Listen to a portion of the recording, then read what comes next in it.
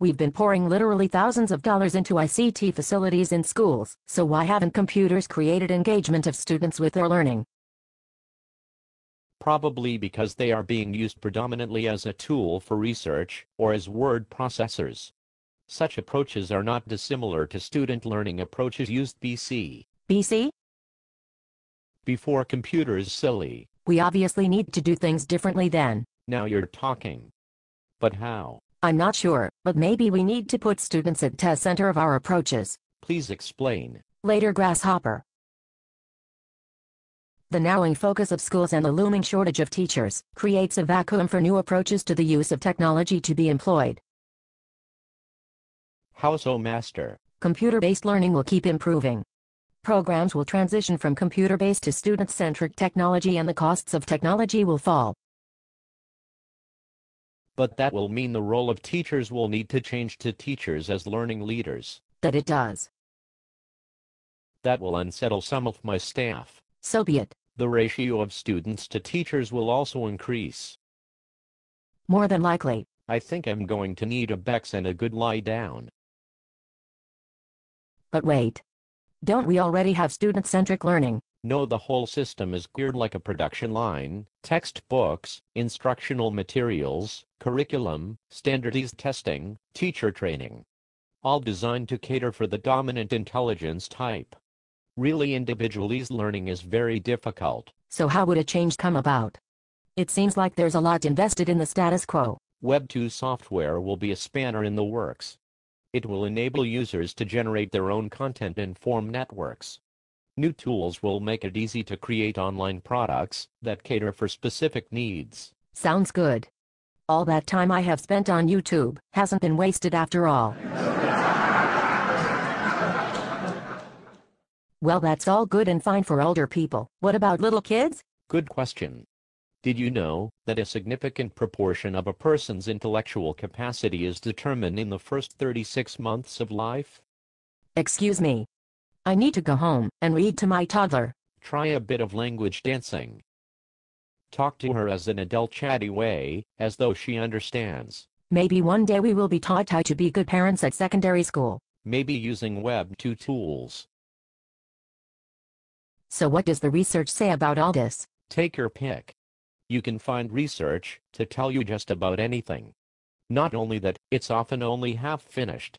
It tells you what correlates with what, but not why. It doesn't look for anomalies that deliver deeper explanations of the causes of outcomes.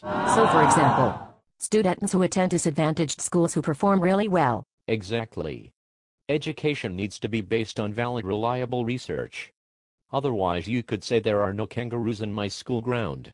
Therefore, the sign banning kangaroos must be working.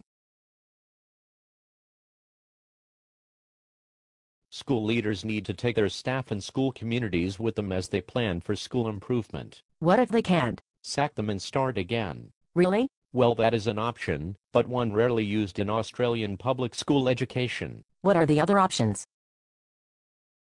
Realistically, there are three. And these are? The first is to develop a common language so that all participants understand the nature of the problem/s and the strategies for improvement. The second? The second is to be an autocrat and wield the axe of power. School leaders do have some room to move in this area at different stages.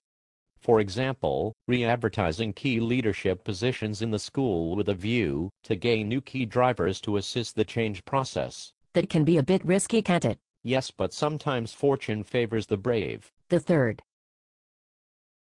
The third is separation, that is, setting up a new school with a much stronger consensus from the community as to what is important.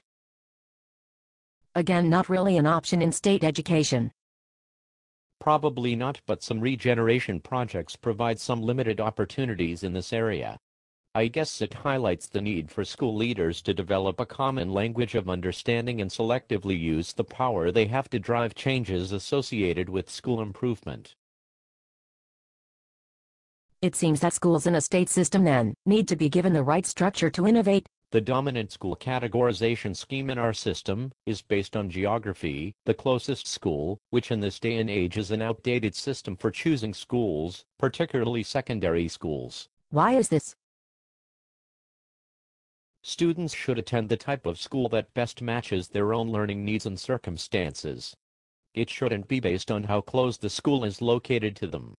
The evolution of the KIPP and MET schools in the USA are classic examples of this. Please explain. KIPP schools using explicit teaching and learning methods that border on rote learning. This approach suits some students and their families, and students come from vast distances to enroll in such schools. MET schools use project-based work and integrate subject content into these projects. It places a much greater emphasis on student-directed learning than the traditional school, and like the KIPP school, is attractive to a certain number of students and their families. But we don't have these types of schools in Australia.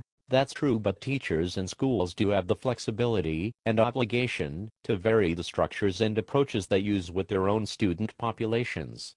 By and large, parents and students will vote with their feet in trying to get into schools that they believe will best suit the learning needs of their son or daughter.